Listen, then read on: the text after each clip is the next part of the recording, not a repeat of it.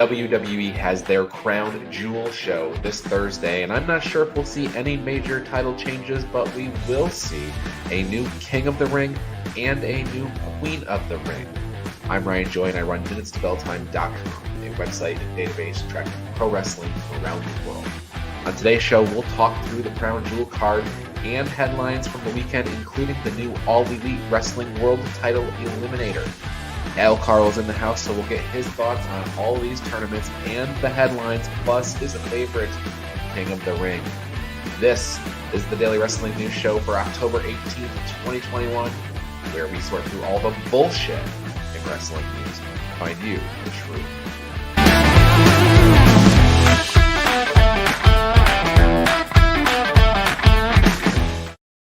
All right, here we go, Al. It's tournament talk. We got a ton of tournaments to talk through. Welcome to the show. And also, hey, it's biggest news is you're back scraping the ice in New York. Yeah, I'm back home. I've been it's been cold where I've been, even though it was about 75 degrees last week. But yeah, I'm back at it. I got a day to relax yesterday and today, back at it tomorrow. I do appreciate you filling in for me on the Essential Wrestling podcast. You had last week. You have tomorrow. I'm pretty sure you have the week after that too. But you know what? Time for me to get back to work. The NHL season has started already. We're a little behind for obvious reasons. These are planned reasons, though. There's nothing, this isn't, something that happened now. Oh my God, the season's delayed. No, we're not starting. The Islanders aren't starting until the 20th. So we're getting everything ready for that. Everything came out great. We're on schedule. But I missed a lot of wrestling. I missed talking about wrestling. And my favorite part of it, I love brackets. I love tournaments. A couple of my favorites, just real quick, just two that stick off at the top of my head. WrestleMania 4, who doesn't love that one? And then the Deadly Games tournament was probably the most well-written tournament ever produced by WWE. That from cover to cover at the 1998 Survivor Series, that whole show was just written so well, and I love it. Absolutely loved it. 10 years apart too. You have 1988 WrestleMania 4. Listen, as a kid, my favorite WrestleMania, still my favorite WrestleMania that I could sit down and watch cover to cover. When you do that with today's eyes and you watch it back, it's like there's not very many matches that have a pinfall in them. So you have that. But I love WrestleMania 4 for that. John DeConnie and I did a WrestleMania special. It's probably easiest to find on YouTube if you want to watch that. Yeah, I love that episode. That WrestleMania week was a lot of fun. All those, just talking WrestleMania. And I think we're doing Bound for Glory too, so I'm excited for that. I don't know if I want to release that. Am I too early to jump the gun on that one? But no, we're gonna pre-record Al, John DeConnie and I. We're gonna go back and we're gonna watch the first Bound for Glory episode. And then we're going to talk about it. We're going to record an episode on Wednesday, play it on Thursday. I'm going to the Jericho cruise, so I won't be able to do a live episode on Thursday, but we will have that. So that'll be fun. But yeah, let's talk about what's going on right now in wrestling. Let's fast forward to present day. Fast forward to present day. We are at the very end stages of the current King of the Ring tournament and the Queen's Crown tournament, which will essentially crown our Queen of the Ring. Yes. We're down to 3 people in the Queen's Crown. Zelina Vega, Shayna Baszler, and Doudrop. And now Shayna Baszler going all the way. She was very, very decisive on SmackDown. She helped Sonya Deville put Naomi down, so she's got management in her corner. She was an early pick. She's already the Queen of Spades. But Doudrop, I feel, is a tough opponent to have tonight, even though the match will only be a minute and a half. It's an interesting match. It's an interesting matchup. Piper can go. I still can't call her Doudrop, even though my girl's the one that named her. Doudrop can go. Like it's an interesting test for Shayna Baszler. So we know Shayna's very, very susceptible to the roll up. I think probably over 75% of her losses this calendar year have been by the roll up. So if she just stays out of that, I think she'll be okay. Travis has the stat of how many matches she's lost to a roll up. I don't remember what it was, but it was above 30. It just seems like and actually I can copy and paste my notes and so defeats Shayna Baszler by the roll up. I can just keep that there every single week, it seems like. But yeah, humble brag. Somebody called. I shouldn't say that way. Somebody called Zelina Vega going to Saudi Arabia about a month and a half ago, Rye, on this very show. So I got lucky with that one. Happy that she's going. I had her losing to Naomi, but I guess Naomi's the story with Sonya. That explains why she wasn't even in the tournament. So I'll take the L on that one. But just to get Sonya Deville back into the ring eventually. But now, do you think Shayna's less likely because Zelina's heel, Shayna's heel? So we would have heel versus heel if Shayna advances tonight. Yes. That's another thing that's kind of in the back of my head. Like maybe they won't advance Shayna, but if Shayna goes against Zelina, I'm sorry, Zelina's going down hard. Oh yeah, Zelina doesn't have a shot. Not all the cheating in the world couldn't help Zelina Vega win that match. But to tell you the truth, that would be a very good match. Like Zelina Vega knows how to sell. She knows how to make other people look great. There was a reason why it was Zelina Vega when Bianca Belair first got called up. There was a reason why Zelina Vega was the woman chosen to all these beginning matches to start Bianca Belair's momentum is because Zelina Vega made Bianca look amazing. So Zelina's very good at that. Maybe she'll do it with Doudrop too. And Doudrop's not a sleeper either in this tournament. If she can get past Shayna, the whole Eva Marie thing, there's a lot that can happen for Doudrop's career. This would be a big moment for her. Sure would. I in the end, any one of the three of them, I'm okay with. I think Zelina Vega, because she's such a good talker. If you put this in her, give her something to talk about, I think that'd be great. Shayna Baszler, I feel like she would have a good vibe if she goes with this, more like a Maleficent type of queen than otherwise. And then Doudrop will be kind of a silly if she wins it, but. I wish this tournament, this one was decided on American soil, or I'd go UK, but not Saudi. That's I think Zelina, if they kept the royal character, sure. Sometimes you win the King of the Ring or whatever. You just move forward. You're not wearing the crown and the cape. And we'll get into that in the history of it, whatever. And a lot of the guys didn't. Some did though. If they keep that royal gimmick, Zelina Vega by far would be the best one of the three. But then we got to go back to what we talked about. But John DeConnie and I kind of mulled over on the Essential Wrestling podcast a couple of weeks ago. John's kind of calling a Jerry Lawler attack via Bret Hart 1993 because he's not understanding why Charlotte's not in this when she's the queen. So I'm like, okay, well, you can book Charlotte to just jump the winner, and therefore you need a face to do that. So that would be Doudrop, and that's another thing going for her to win this thing. You can set up Doudrop and Charlotte Flair, and then maybe Doudrop is the one that keeps the Raw title on Raw. If things happen and both belts end up on SmackDown. Yeah, it's interesting. You see a lot of ticks in the Doudrop column. There's a lot of things that make sense that point towards her. Yeah, I will say that I think that if Charlotte's going to make an attack, I just have a feeling it'll be on SmackDown the next night as opposed to in Saudi Arabia. I don't think you bring Charlotte over there if you're not going to have her in a match. I think, but. Either or works, and she can even because Doudrop's not a SmackDown wrestler, so she would have to wait till Raw, and Charlotte can technically still go on Raw if she's the Raw Women's Champion, so she can definitely do that. Sure, it's a cheap way again. If either if they just switch the titles, if either Becky or Bianca retain the SmackDown, this is just a switcheroo to get Charlotte another title reign. That's one thing, but this is also a cheap way to get Charlotte on both shows. Yeah, that's true. That's true. All right, so then the King of the Ring tournament is also happening right now. You correctly called the fact that Sami Zayn's not going to Saudi Arabia. So he's not out there. You can't go.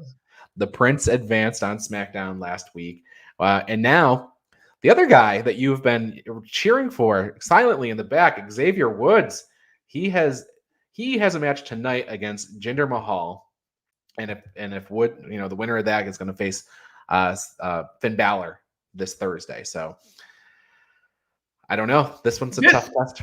This is the biggest match of Xavier Woods' singles career. This is what he's been. This whole tournament, like him being in a King of the Ring, this is the biggest thing in his professional career. He doesn't want to be. I'm sure he wants to be WWE champion. This is it for him. So that's why it's like it's one of those things when a wrestler's in their hometown and Vince just pulls a swerve and everyone's upset that I know Bailey always sticks out in my head. They did Bailey pretty dirty in San Jose a couple of years ago. I was like, why would you do that to her? Like she's doing something. If they swerve us on Xavier Woods, I really don't think people would care. Like you're pulling the swerve on Woods himself. That's why I'm kind of thinking like, okay, like the only person that you're doing dirty here by not giving Xavier Woods the King of the Ring is Xavier Woods. So I think he needs to at least go to Saudi Arabia, but then Jinder Mahal as King of the Ring. I don't think Finn Balor is going to get it. I don't think Finn Balor needs it. So I think Finn Balor is going to Saudi Arabia to lose. But King Jinder, I think Jinder Mahal playing King. Yeah. That would be interesting. And India's a little closer to Saudi Arabia than, say, the United States, wherever Woods is from. Yeah, and Ireland, right? Yeah, and Ireland, yeah. Yeah. So, yeah, it's tough. It's kind of hard to see Jinder not being the winner here, but he needs something. Xavier Woods has the New Day, and it's a solid act, right? Jinder Mahal's act is a little stale at best, I would say, for the last couple of years. So, adding the King aspect to it would, give him a little something, improve that act some. So that may be where they go. Now, King Jinder is not going to be highly ranked in Kings in the lineage, I don't think. Yeah, well, that's to be determined. You got to see what he does with it if he does win. Because I think he would keep the royalty character. I think he would wear the crown and the cape and him cheating with a scepter would be great. Would he call himself Sultan or something? I don't know what the hierarchy is in India. I don't know.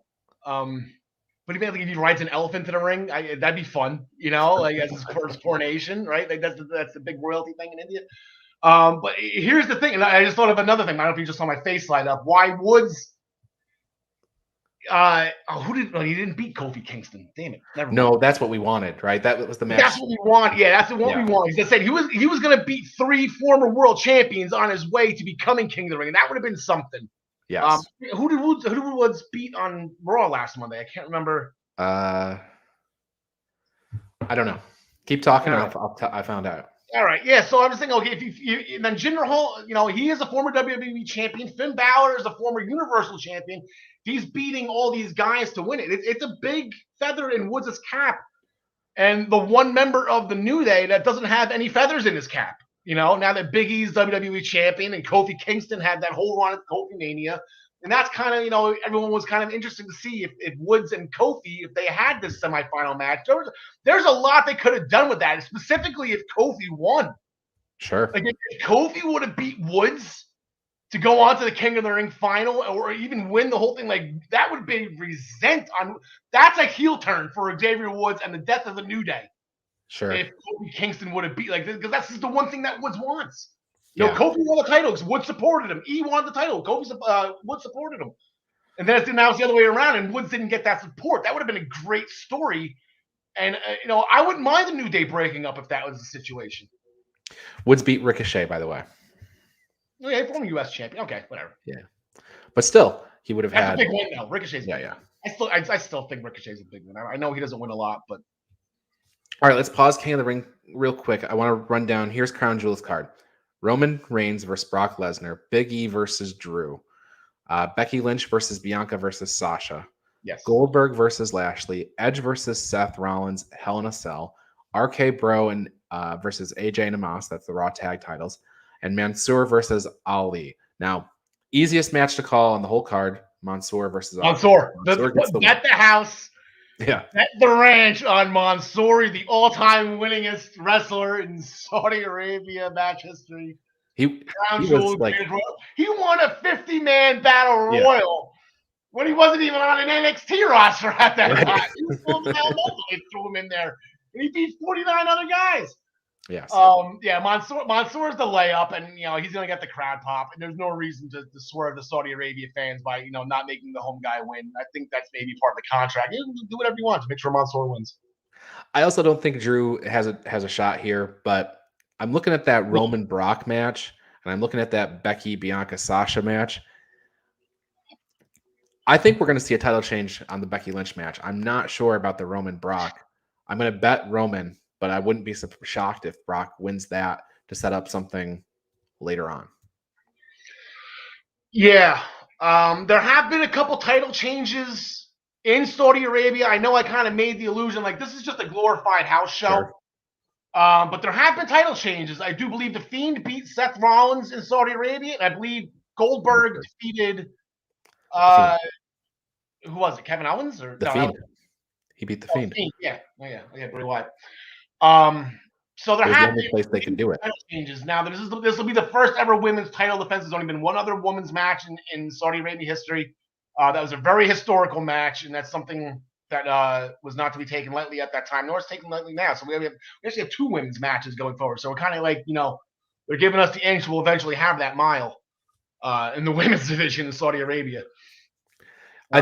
I look at that Sasha Banks, and I think Sasha Banks is going to win over Becky there because then it kind of sorts things out and it puts the SmackDown title back on SmackDown. Yes, and it kind of, if the original plan was for Sasha to win at SummerSlam, this corrects that. Right. Yeah. And then it could lead. We haven't seen it in probably about 5 years, so we have different. We haven't seen Charlotte and Sasha. Sure. Fight each other recently. I like this new Sasha, and it's a new Charlotte. We can do a champion versus, and especially if we're on the same show, we can do champion versus champion at Survivor Series before we take the belt off Charlotte. I want to say it was 2016 where they had about 38 matches, and the title changed hands back and forth a bunch of times. That's another good way to get Charlotte's title reigns inched up, is put her in a long-term program with Sasha Banks. Yeah, Charlotte won that feud too. So, a win for Sasha. If she had Charlotte at Survivor, a win for Sasha, a win for SmackDown. Any type of win for SmackDown in the women's division. I watched our Survivor Series special last week on the train. SmackDown women's division doesn't do so well at Survivor Series. So any type of win for SmackDown at Survivor Series in the women's division is a little, it's big. Sure. All right. So let's talk about King of the Ring histories, because there's been some good ones. Al, how many Hall of Famers are in our? We just did the count, and this is King of the Ring tournament winner. So this does not include the Macho King that we saw, even though he did win in the King of the Ring tournament. This doesn't include King Haku, and I'll get to all them, I guess, in a second if you set me up for it correctly. If not, we can skip it. But yeah, out of the 20 wrestlers, there have been 21 King of the Ring tournaments. There were, I think, 7 that were not televised back in the 80s. And then one wrestler, Bret Hart, won 2 of them. He actually won consecutive tournaments in 1991, which was not televised, and then 93, which was the first, the big 5, if you want to call them that. Out of the 20 wrestlers, 12 have gone on to be inducted into the WWE Hall of Fame. And that's not, eventually Brock Lesnar is going to get there. So there's 13. Sheamus will get there. That's 14. So this is a big milestone. This is not a tournament that's, to be taken lightly. Sure. So tell me, the Macho King did not win a King of the Ring tournament. How did he get the crown? Well, this is the fun thing. So way back in 1986, okay, there was the King of the Ring tournament winner, 1986. Harley Race, King Harley Race. Sure. This was my first, as a young child, this was my first look at King Harley Race. I didn't know the NWA, like the legend that Ric Flair always, this was the end of his career. He's hanging on by a thread at this point. Yeah. Actually. So King Harley Race won the King of the Ring. He was king for about 3 years. They keep on having these non-televised tournaments that wrestlers like Ted DiBiase, Randy Savage, and in 1989, okay, just time out here, 1989, amidst probably the biggest tag team breakup of all time at that point, Tito Santana defeated Rick Martel in the King of the Ring tournament final right after the Strikeforce breakup. Nobody knows about that. But yes, that was probably the culmination of their feud. They really didn't feud all that much. After that, they were a 6-man tag, and they always fought, every single Royal Rumble. That feud never died in the Royal Rumble because every time they saw each other, they were swinging. But so the TLC thing. Really I'm sorry, what was that? This is back when house shows really meant something here. Yeah. Like you're seeing these feuds really take shape there. Yep. And this was, they had a bunch of non-televised events. The first 2 were in Foxborough, Massachusetts. And the next 5 was a tradition in Providence. So they had these tournaments, but they never took the crown off of Harley Race. So Harley Race was king of the ring on TV for God knows how long. And like I said, he was towards the end of his career. He suffered an abdominal injury, according to my research. So to keep the crown in the Heenan family, they gave it to Haku. So thus King Haku was born. After the I wouldn't say the split up of the Islanders. I believe Tama got injured as well. So Haku was kind of floating around doing nothing. But they kept the crown in the Heenan family, as rightly so. Haku eventually lost the crown in a match to Hacksaw Jim Duggan, who eventually lost the crown in a match to the Macho King. And Savage had it for about a year and a half or so, but I don't know about that. And then eventually, once Savage retired or his career was ended in WrestleMania 7, right, the crown disappeared until 1993 for 2 years. There was no King of the Ring other than Jerry Lawler. Okay, that's fascinating. If people didn't know that, to me, it's fascinating to me because I look at the Macho King as the character, and I thought he did so well as the Macho King. You got Queen Sherry, and that scepter was used to get Sergeant Slaughter the WWF Championship at the Royal Rumble. So like, there's so many different like things that went into the Macho King character. Yeah. It's kind of bizarre that he just won it from Hacksaw Jim Duggan. Yeah, I believe it was at a house show. Like I said, Yeah, I don't remember that happening. All of a sudden, Randy Savage showed up, and he was the new king. He beat Hacksaw Jim Duggan. Jeez. Yep, there you go. All right, so Al, put you on the spot. Okay. Who's the greatest king of all time? Okay, so I was talking about your pre-production. You can look at this 2 ways, and I have an answer for both. The greatest king of the ring, as far as like the tournament, like what you had to do to win that tournament. That's one way you can look at it. But then you have the character, like who actually walked around with the crown, who actually walked around with the scepter. Jeff Johnson he's gonna go Canada every time. Well, he didn't say Owen. He didn't say Owen. Yeah, there you go. But Brett didn't walk around with the crown and the cape. He wore it for the night. He did the ceremony with it, just like everybody else. Hunter did that. Owen did that, even though Owen changed his name, but he didn't literally walk around with the king, the crown, and the whatnot. So I'll take Owen off that list. But Jeff Johnson is exactly right. My answer is Booker T. He walked around with that crown, with the cape, just like Randy Savage, pinky in the air. He had his queen, and he's the only one as playing a king character to win the world championship. So I think that just settled the argument. I think the debate is between Booker and Randy, but Randy never won the tournament, and Randy never became champion as the king. So I think the answer's got to go to Booker T on this one. Ooh. Yeah, I like the math that you did there to get there. So I agree, and WWE did their rankings and they agreed too. So Booker T is top king character, at least the one that won the King of the Ring. Yeah. Now the greatest King of the Ring tournament. What's that? Now the greatest King of the Ring tournament. Yep. My favorite, because it was the biggest one out of them all, was the 2000 King of the Ring.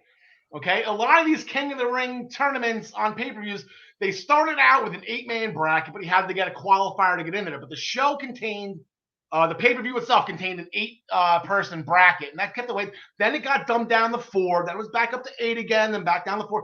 They waffled on it. In the year 2000, there was it was an 8-man bracket on the pay-per-view, but you had to do 2 qualifiers to get in. So it was a 32-man tournament. That's the biggest tournament. They've never gone past 16. So, and then Kurt Angle won it. So here's Kurt Angle's path. He defeated Bradshaw first in his first qualifier. Then he defeated Bubba Ray Dudley in the second qualifier. Made it to the pay-per-view, defeated Chris Jericho. Holy crap. Yes, Kurt Angle versus Chris Jericho, the year 2000. Amazing match. Defeated Crash Holly in the semifinals, then defeated Rikishi with the Olympic Slam off of a wood plank that he had set on the second turnbuckle. So it was like a super Olympic Slam on Rikishi, who won the Intercontinental Championship. Actually, it was the Monday before the pay-per-view. This was the first time we're seeing him with that title. So Rikishi had a great tournament too. If he made the final, he beat 4 guys to get there. But the Kurt Angle in the year 2000, winning 5 matches to become King of the Ring. Jeff Johnson mentioning it's very rare to see 3 rounds. Yeah, I agree. Hardly ever. And this year we're going to see just 1. And from your synopsis there, the thing that jumps out to me, jumps off the page, Bradshaw, Chris Jericho, all these guys eliminated before Crash Holly. Crash had won. Crash had won. Him and the Hollies, they were super heavyweights, dude. They were beating guys twice their size. Actually, they were probably the same size, but I think in our view, to the common person, sure, twice their size. Because Hardcore Holly, I think he was in it too. And then the fun year is the next year, in the year 2000. Here we go with Kurt Angle again. Now, Kurt Angle's feuding with Shane McMahon. They ended up having a street fight at the 2001 King of the Ring in New Jersey, Continental Airlines Arena. That place is just collecting dust right now.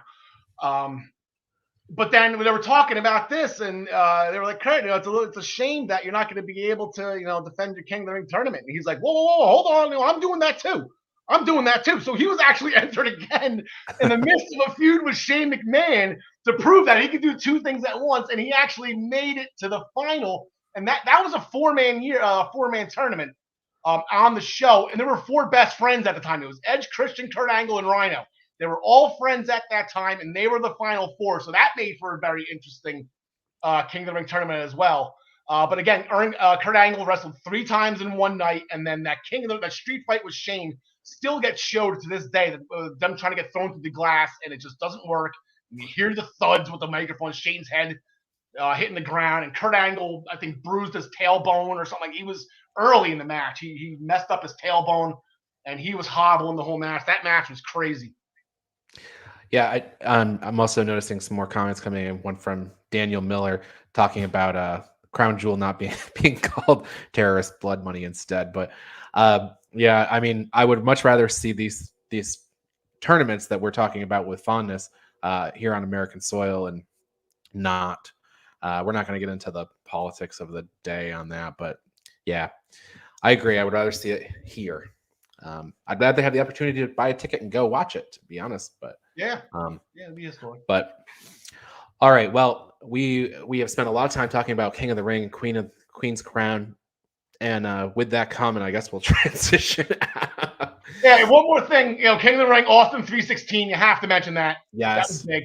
And then the 2002 was the last King of the Ring pay-per-view tournament. So this is a what if here, because Brock Lesnar won that tournament, went on to defeat, and then they threw the stipulation in, and actually it was the same night that Brock Lesnar had to qualify. The winner of the tournament got the WWE Undisputed Championship match at SummerSlam against The Rock, which Lesnar won. Now it was the last night of qualifying on Raw. Brock Lesnar was on Raw. Brock Lesnar was supposed to fight Stone Cold Steve Austin in a non-tournament match. That was the night that Austin had a hissy fit, said it didn't make sense for Brock Lesnar to beat me. I'm out. And he walked away. And that's when Brock Lesnar was inserted into the tournament. And the stipulation was made that the winner would get a title match. And thus Brock Lesnar became the youngest WWF champion of all time. Now, what if Austin didn't walk out? Yeah. Well, he would have got beat by Brock. He would have got beat by Brock Lesnar, and then, but who's to say that Brock would still go? Maybe he'd still, because they added the stipulation that maybe he would still become WWE. But Brock Lesnar would not be King of the Ring and have that on his resume if Austin, his panties weren't in a bunch and walked away. Does Brock have pretty much every accolade? I mean, none of the mid-card belts, but he's never survived a Survivor Series match. The only one that has every accolade is Sheamus. What a man. All right, let's talk Bound for Glory. We have, I'm sticking with the theme today. We're doing tournament talk, Digital Media Championship tournament. Who didn't think we'd transition from King of the Ring, Queen of the Ring to that, but here we go. So far qualified, We have John Schuyler, Crazy Steve, Falaba, Jordan Grace. We are going to get 2 more competitors, and it's going to be either Tennille Dashwood or Alicia. And the other, so one of those two. And then we have a match between Madison Rain and Chelsea Green. Yes. And the winner of that will be in this. And then instead of doing a tournament, basically everybody qualifies, and then you do a 6-way scramble. 3 men and 3 women. Yeah. The smart money are on Tennille and Chelsea in those 2 matches. So I mean, you have to wait for them to happen. That's the smart money on that one, at least for me. Yeah, I think so. And this is gonna be it's who watches TV anymore? This is digital media. This is it's a new way. Like I said, Impact has tried so many times over the years to introduce a secondary title. The Legends Championship or the Grand Slam thing with the rounds. How is Matt Cardona not in here? He's the freaking internet champion. He won it back, by the way, if people missed that. Yeah, but then again, his fiance is. So wouldn't that be adorable? That's exactly what it'll be. So Cardona can walk around with the internet champion, and she can walk around with the digital media championship. You probably have to have title for title unification, don't you? I'm sure they do that every night. I mean, what? Moving on. There's actually another little mini tournament kind of within here. The X Division, we have a finalist triple threat match at Bound for Glory this week. Macklin versus ELP versus Trey is the finals, basically. We're going to get a new X Division champion. You got thoughts on that, Al? I know you're doing a whole Bound for Glory special. We're going to talk about we're going to have a special. But... When this first, after the first match, Trey Miguel, I'm like, okay, you know what? This guy stuck around when the Rascals split up and left. We thought all 3 of them were leaving. He decided to come back. Okay, they're going to throw him the bone. Just give him, because he hasn't really done much since he came back. Nothing that sticks out, unfortunately. No. I remember some losses here and there, but no big wins I can think of off the top of my head. And then enter Steve Macklin. I'm like, oh, that's a tough out. And he's Jersey strong, so that's a tough out. And then ELP, he's just going to rip off The Undertaker probably again. I could care less about it. ELP with a low blow at some point in this match for sure. Yeah. I'm going to go Macklin myself. So we'll see. That's a tough call. I'm going to go Macklin just based on Jersey. I'll spoil that pick right now. I have to. I got him and Deanna. That's New Jersey's power couple right there. Yeah. So, well, you'll be making all your picks for the Bound for Glory matches this Friday at 1 p.m. You'll be broadcasting the Bound for Glory special. You'll have a panel of people making the picks and recapping what's going on with Impact. You got Cage versus Alexander for the world title. Deanna Purrazzo versus Mickie James for the Knockouts Championship. Decay defending the Knockouts tag titles against The Inspiration in their debut match. The X Division Championship match we just talked about. Violence by Design is going to have a tag match against Heath, and Heath is really hoping that Rhino shows up, because if Rhino doesn't show, it's going to be a bloodbath for Heath. Call Your Shot Gauntlet. W. Morrissey's in at 20. Saban's in at number 1. That's going to be a hard match to predict correctly. Yeah. The Good Brothers don't have a tag team title match, but you can bet it's going to be either Finn Juice or Chris Bay Hikuleo. The Digital Media Championship we just talked about, that'll be their pre-show. So tons of stuff happening for Bound for Glory. I'm really glad you're doing the special. I'm unfortunately going to be on a boat. Can't be there. Yeah, this is their version of WrestleMania. I always make the joke the other way around. Like, Wrestle Kingdom is, New Japan's version of Bound for Glory, and WrestleMania is Impact's version, or this is WWE's version of Bound for Glory. This is their biggest show. And like I said, that first show, the one that we're going to rewatch and break down for Thursday, I watched that live not knowing what I was watching, and my jaw hit the ground. Like, that show is legit in my top 5 favorite pay-per-views of all time. Is that first Bound for Glory from 2000, I think 5. So and they built on it ever since. Impact always just seems to be the little engine that could. They started 2002 or 3 or whatever it was, and they're keeping going regardless. Yeah. And this is their big show. So I want to give it its just due. I think this is the 17th installment of Bound for Glory. And, it's going to be fun. It's going to be a great show. They don't put on bad pay-per-views. Say what you want about the writing and, the silliness of them. That's part of their genius. But they always put on, when it comes to Impact Plus pay-per-views or Hard to Kill or Slammiversary, they just cut right to the chase. It's all in ring and it's all phenomenal, and they give the wrestlers their time to shine. Yeah, absolutely. I'm looking forward to it. Bound for Glory. It's a show that's on my short list of shows to get to here in the next couple of years. So I'm looking forward to it.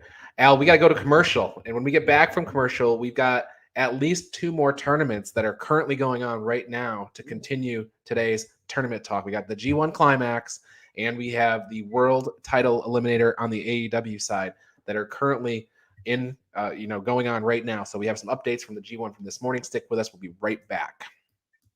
If you love the Daily Wrestling News Show, then I want to tell you how you can support us.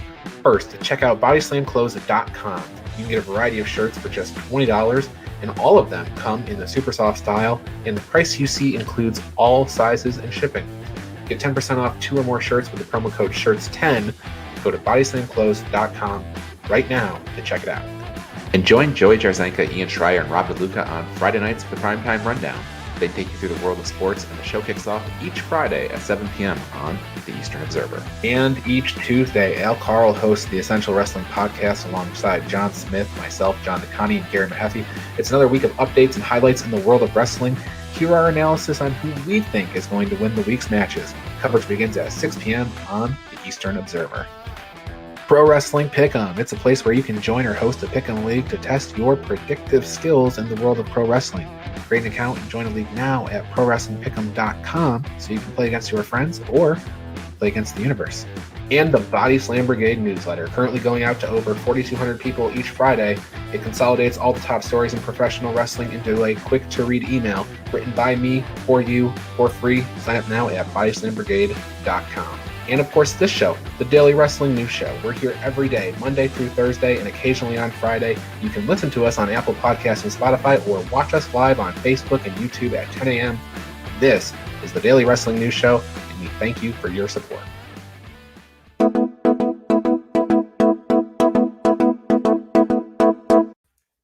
Breaking news, this just in. Actually, breaking news. We're talking about tournaments from this morning. Kota Ibushi has won the G1 Climax A block. So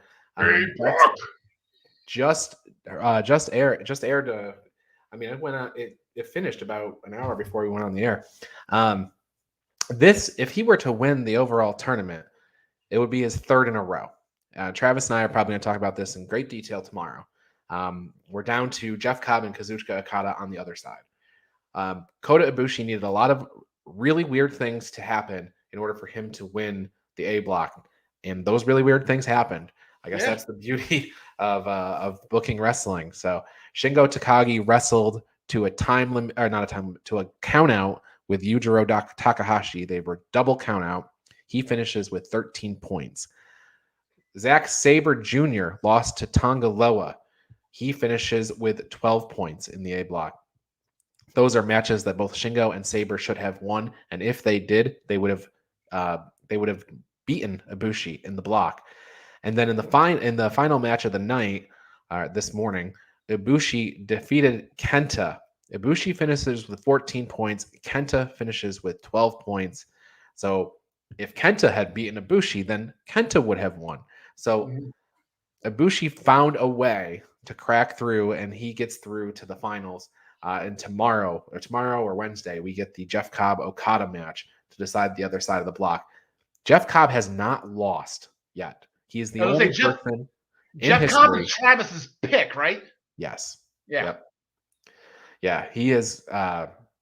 So let's see. They've had 8 matches. He's the only one to go 8-0 in the G1. So if he were to go 9-0, he will make it to the finals and have a chance to go 10-0. So.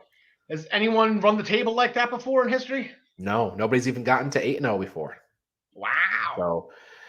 So Jeff Cobb is poised to make history. It would be nice if he did, because they'd be like building up a new guy if they did. But he's got a really tough row to hoe. He's got Okada and then Ibushi. So he's Matanza Cueto. No, he could do this easily. I'm with Travis on this one. I'll go with Travis on this. Yeah, no, I mean, I love it. Yes, we got to see. If he does win this, he would be the second non-Japanese wrestler to win. Kenny Omega is the only one to win it who's not a Japanese wrestler before, correct? Oh my God, I'd have to go back and look. No, Kenny Omega was the first. I remember that was a big deal when Kenny Omega won the G1. Yeah, that might be true. I can't think of anybody else. Now, Jay White didn't win the tournament, but he won the briefcase later. Like Ibushi won the tournament, and then Ibushi defended the briefcase against Jay White and lost. So, and we all know Karl Anderson made the final back in 2012. Right, as of course we know. Yeah, 2012. All right, the other tournament that is currently underway. They announced the brackets last over the weekend. AEW did for the World Title Eliminator, which will end at Full Gear. The opening round is Moxley versus Preston Vance and Orange Cassidy versus Powerhouse Hobbs on one side, and on the other side, Dustin Rhodes versus Bryan Danielson and Eddie Kingston versus Lance Archer. This Friday, they will have they will air the Cassidy versus Hobbs match. It's already taken place. It happened Saturday night. So, but interestingly, Al, yes, as I look at this bracket, Powerhouse Hobbs is really the only heel. You could make an argument for Lance Archer, yeah, but he gets cheered an awful lot to be called a heel. So, it's interesting. The whole bracket is the only heel I really see there is Powerhouse Hobbs. It just seems like AEW. Well, not that I don't care about the heel versus face thing. It just seems like everybody's in such a gray area. Like, even like when you try to make a guy heel, I call it Austin's disease. When you're too cool as a heel that you eventually get cheered. Yeah.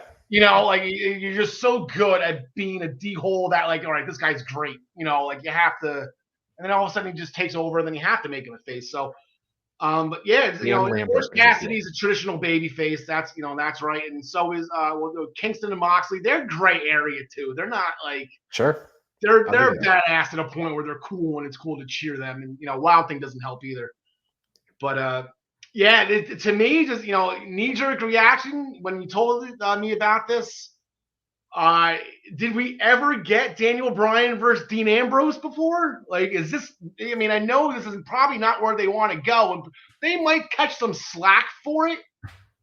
But 100%, yeah. So yeah, exactly, I'm not complaining about it. I'm just making an analysis here. Is that what you want to call it? Have we ever had that before? But I know they might catch some slack having two WWE guys. Whatever. I think Moxley shed that. Label, but that'd be very interesting. That would make this tournament.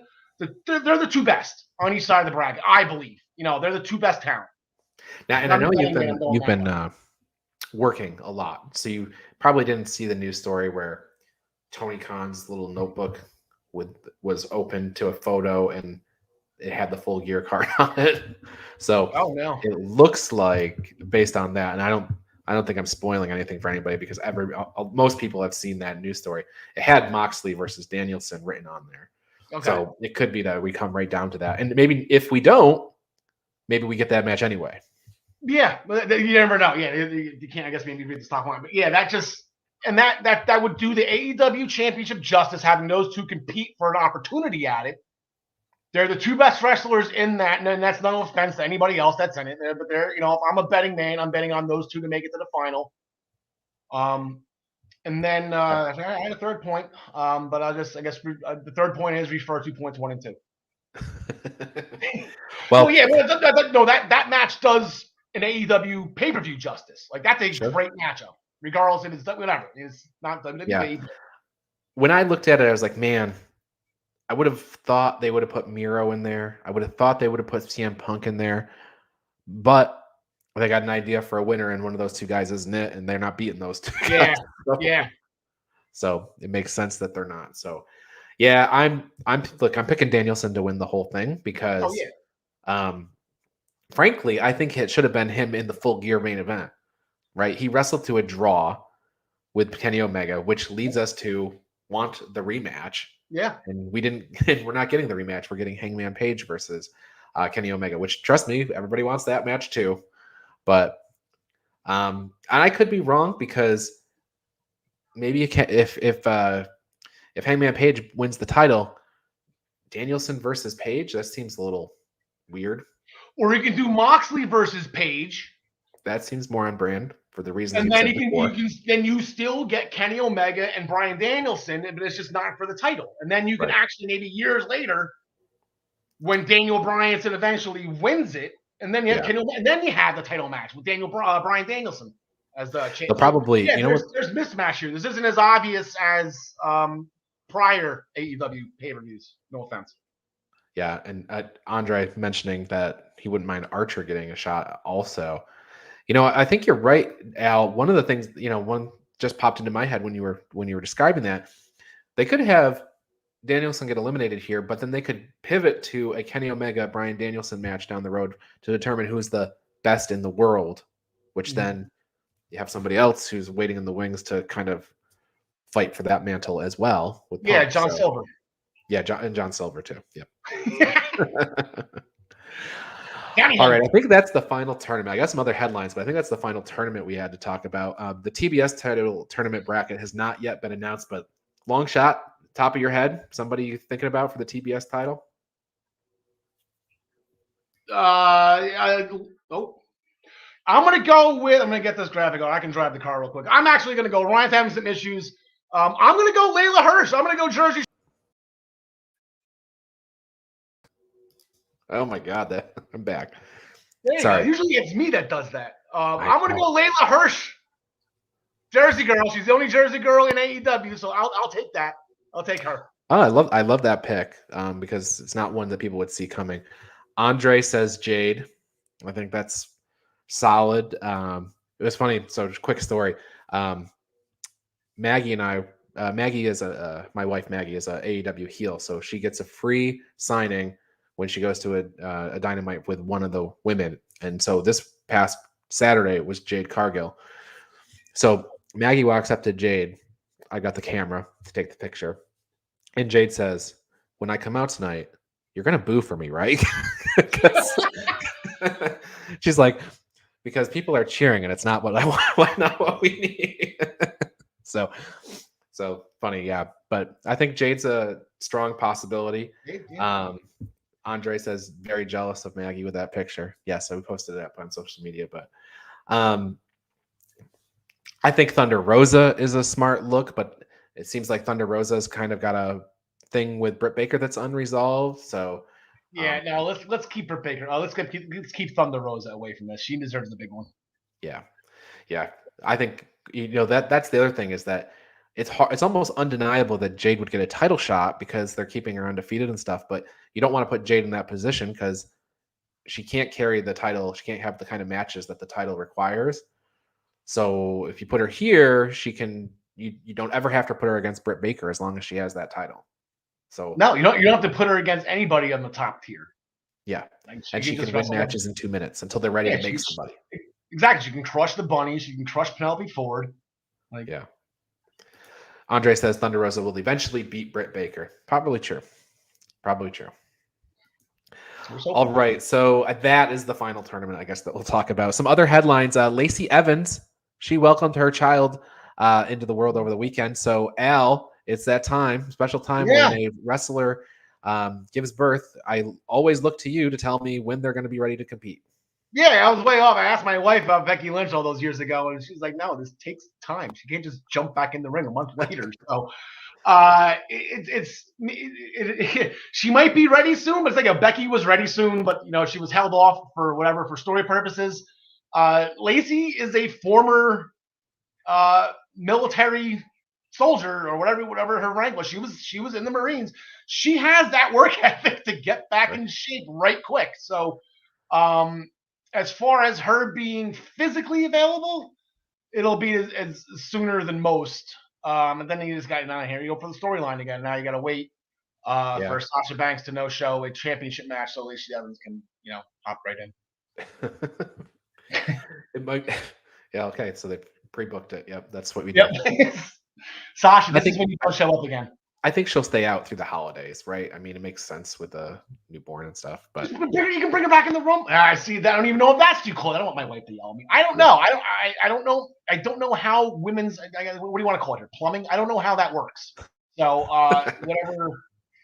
Okay. One thing we've proven we are not qualified for this discussion. So Yeah, I'm not even remotely close, and that's the joke. That's why I keep getting this question thrown at me, is because I don't have an answer. yeah, I know that's the joke.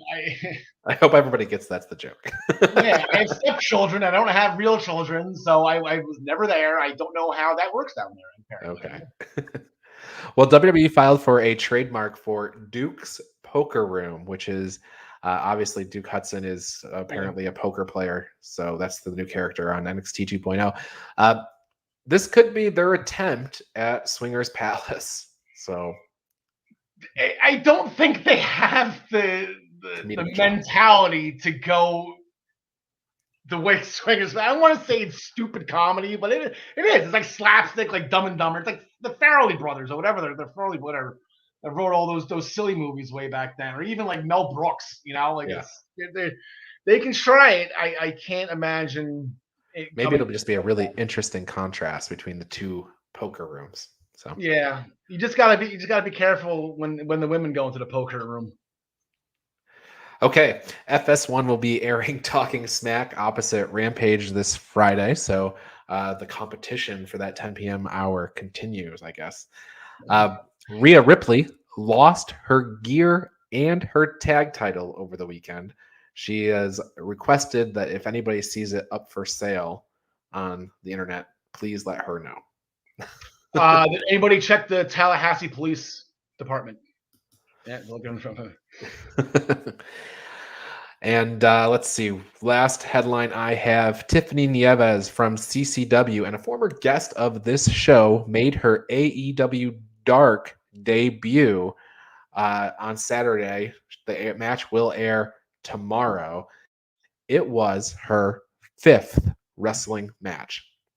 So really quick onto AEW's YouTube show. Match was against Jamie Hayter. So she got some stuff in. So that's all they want to do. That's it. Yeah. Yep. So all right.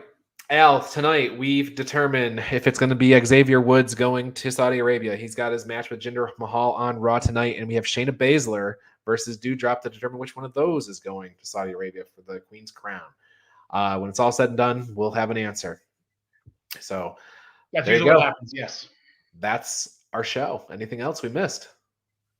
No, yeah, I looked up that Roman Reigns. I couldn't find it. I saw an article. Maybe that's what it was a rumor, so I won't even bring it up. But I didn't find anything on it either. Just Google Roman Reigns, folks, and let us know if you see anything good. So, what came up was, I guess, he had a disagreement about what theme he was coming out to at WrestleMania. I don't know if he wanted the new one. He came out to the Shield music at WrestleMania when this past year, because like I said, that was weird. I thought they would have debuted the new music then, but was it the next night that they did? It might. I don't know if it was the next night or whatever. It was shortly after. Yeah. All right. Well, with that said, I think that's our show for the day. Some comments rolling in. Let's just see if it's take care, everyone. Well said. Yeah, and Andre, I know you're a fan. Congrats on your Raiders win yesterday. That was a big win. That was a bounce back win with everything that was happening with that organization. I liked how they took control of the situation and they used it as motivation to win. So I was rooting for the Raiders yesterday. John DeConnie's brother, one of my close friends, is a diehard Raiders fan, and I'm tired of seeing him suffer because God knows he does every single year with that team.